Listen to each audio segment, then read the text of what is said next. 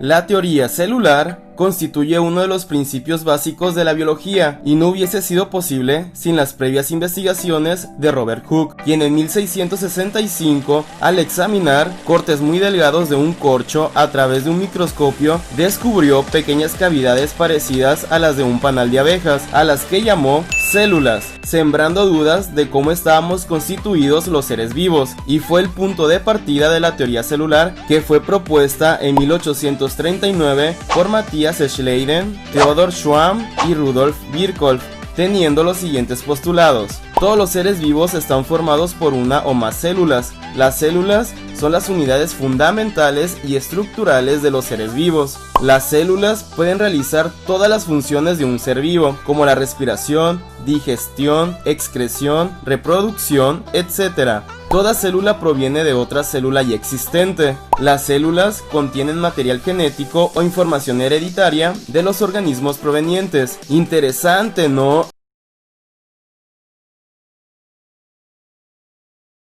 La célula es la unidad fundamental y estructural de los seres vivos. Todos los seres vivos estamos formados por células, y al hablar de células existen dos tipos, procariotas y eucariotas. Las principales características son: las células procariotas son las células más primitivas, ya que los primeros seres vivos que existieron en el planeta estaban compuestas por este tipo de célula. Son muy simples y pequeñas, con un tamaño aproximado entre 1 a 10 micras. Su característica principal es que no tienen organelos y por lo tanto no tienen núcleo, y el ADN se encuentra disperso por todo el interior de la célula y es de forma circular. Este tipo de células se encuentran en organismos unicelulares como las bacterias y poseen flagelos muy sencillos, que es como una especie de látigo que le permite impulsarse y moverse. Las células eucariotas son células evolucionadas, muy complejas y de un tamaño mayor entre 10 y 100 micras. Tienen distintos organelos, entre ellos un núcleo donde se encuentra en su interior el ADN, que es de forma lineal.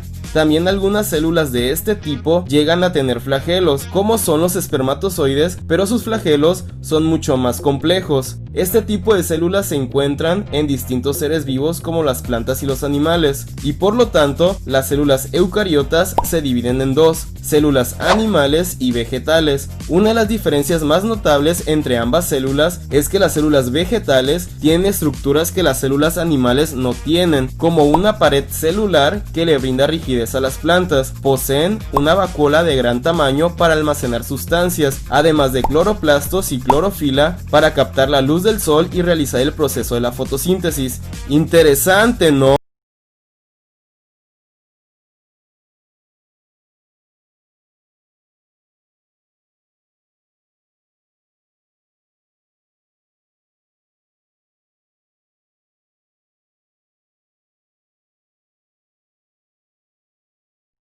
Aspectos generales de la respiración celular.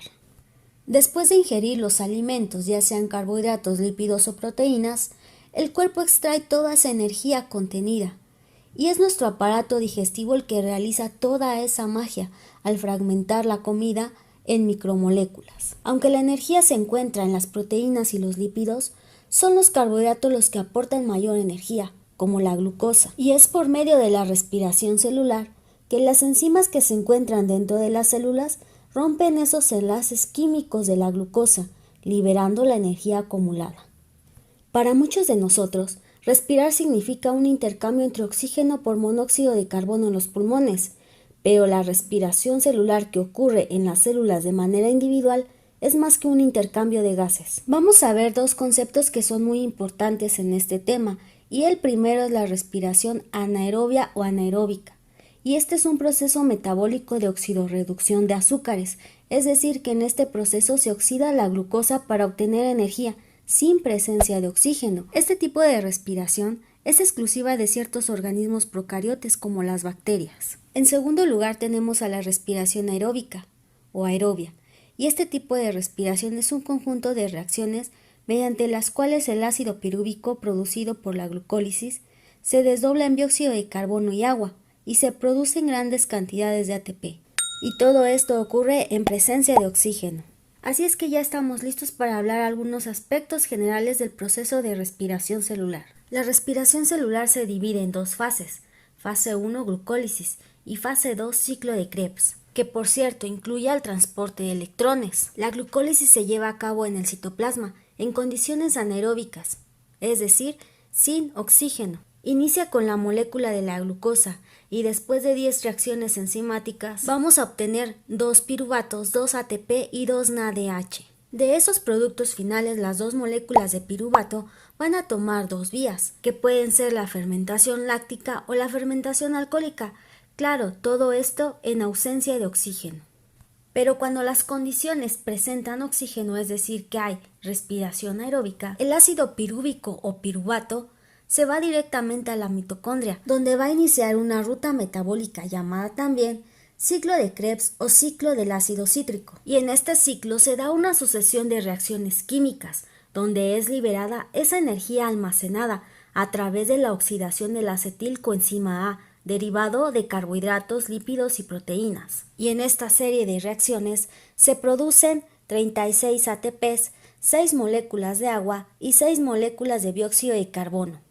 Les presento la fórmula de la reacción química de la respiración celular, que inicia con glucosa más 6 moléculas de oxígeno, para darnos como producto final 6 moléculas de agua más 6 moléculas de dióxido de carbono más 38 moléculas de ATP, 2 que provienen de la glucólisis y 36 del ciclo de Krebs.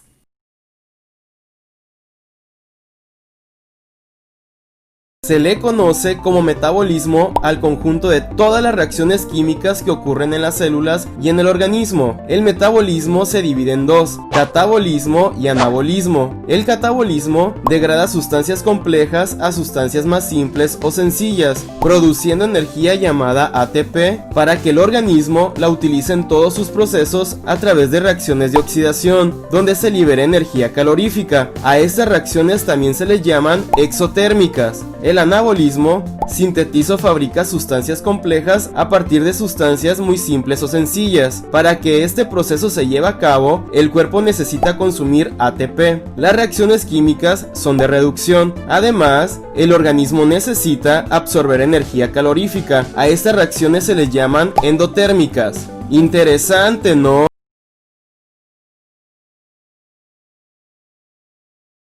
El adenosín trifosfato, mejor conocido como ATP, es la moneda energética del organismo, ya que aporta la energía necesaria para que se lleven a cabo todas las reacciones químicas del organismo. Esta molécula se produce en las mitocondrias de las células y se puede obtener a partir de los azúcares que ingerimos, del glucógeno almacenado o bien de las grasas. El ATP está formado por una base nitrogenada llamada adenina, unido a un azúcar de 5 carbonos llamada ribosa, y unidos a la ribosa se encuentran 3 grupos fosfato. Por eso se llama trifosfato, porque tiene 3 grupos fosfato. Cuando nuestro cuerpo necesita energía para realizar alguna actividad, el agua ayuda a romper esta molécula de ATP, desprendiendo un grupo fosfato, y a su vez libera una gran cantidad de energía que es aprovechada por nuestro organismo. A esta capacidad que tiene el agua para romper enlaces químicos se le conoce como hidrólisis.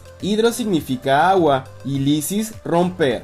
Ahora, esta molécula, al tener 2 grupos fosfato, se llamará ADP, o sea, adenosín difosfato. Di significa 2. El cuerpo, al necesitar más energía, romperá esta molécula con ayuda del agua para desprender otro grupo fosfato y liberar mucha energía. Ahora, esta molécula, al tener un grupo fosfato, se llamará AMP, o sea, adenosín monofosfato. Mono significa 1. La molécula del ATP es como una batería de celular que se carga y descarga constantemente para abastecer al organismo de toda la energía que necesita. Interesante, ¿no?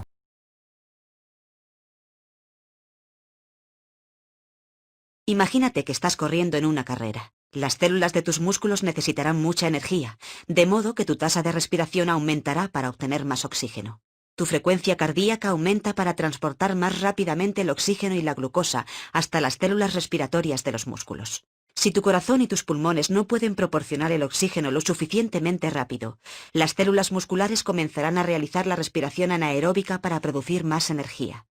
La respiración anaeróbica se produce sin oxígeno. Durante la respiración anaeróbica de los animales, la glucosa se descompone en ácido láctico y se libera una pequeña cantidad de energía. Se produce una cantidad de energía muy inferior a la obtenida mediante la respiración aeróbica porque la glucosa no se descompone completamente en dióxido de carbono y agua, de modo que no se libera toda la energía acumulada. El ácido láctico que se produce es tóxico y causa dolor en los músculos. Una contracción alta produce calambres. Estos desaparecen cuando el ácido láctico se disuelve en el plasma sanguíneo y se transporta hasta el hígado. Después de finalizar la actividad deportiva, la respiración sigue siendo profunda. Esto se debe a la necesidad de proporcionar suficiente oxígeno para mezclarlo con el ácido láctico, y de este modo oxidarlo a dióxido de carbono y agua. Se libera una cantidad pequeña de energía. La cantidad de oxígeno necesario para descomponer el ácido láctico producido durante el ejercicio se denomina deuda de oxígeno. Recuerda, todas estas reacciones están controladas por enzimas.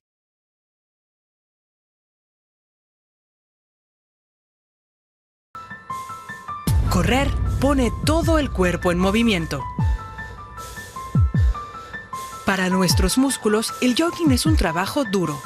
Cuando corremos, se activa un 70% de todos los músculos. Son los que nos mueven y son capaces de mucho más.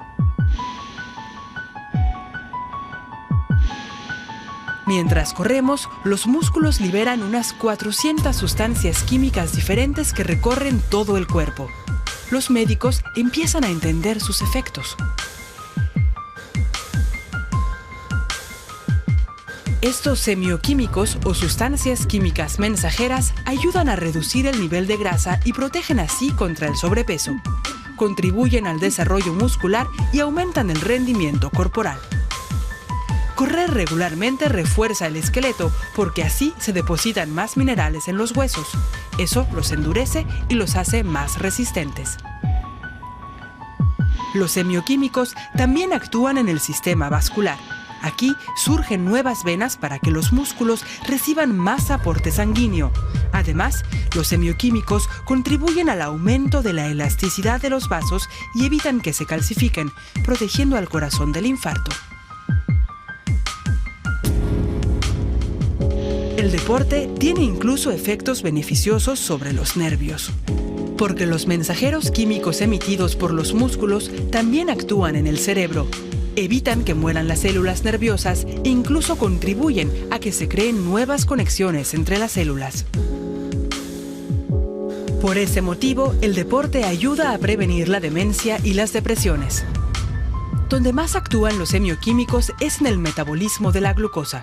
No solo incrementan la quema de grasa, sino que ayudan también a que los músculos quemen más azúcar proveniente de la sangre. El páncreas tiene que producir menos insulina para mantener el nivel de glucemia bajo control. Así, se reduce el riesgo de enfermar de diabetes.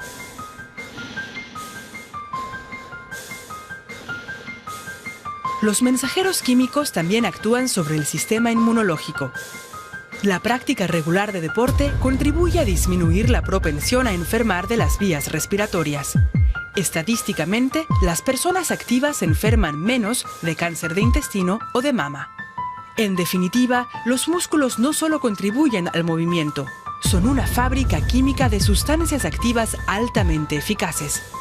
Por eso, el deporte ayuda a prevenir todo tipo de enfermedades. Y lo mejor de todo, el remedio mágico correr es gratuito.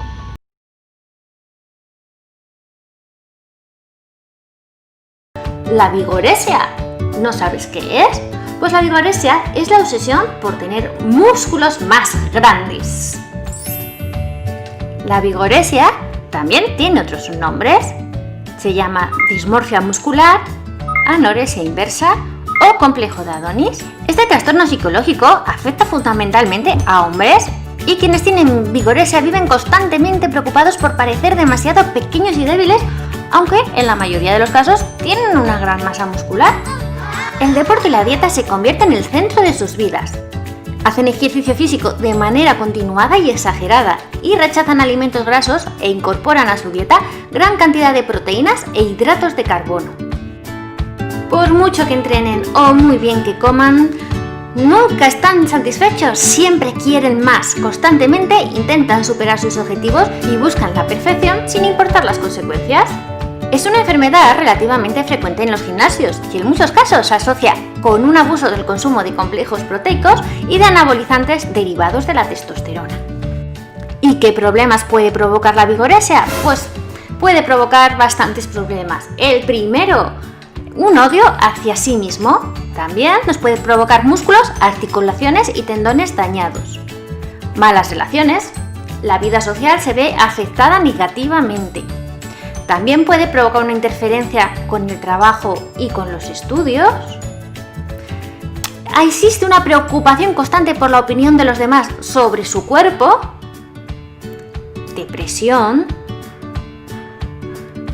Y otros efectos peligrosos de los esteroides y otras drogas utilizadas en el mundo del culturismo: impotencia, acné, aumento de las glándulas mamarias, caídas del cabello, cambios de humor, problemas cardíacos. Un montón. ¿Tú los quieres tener? Así que querer estar fuerte, sí, está bien, pero siempre sin obsesiones. No te obsesiones.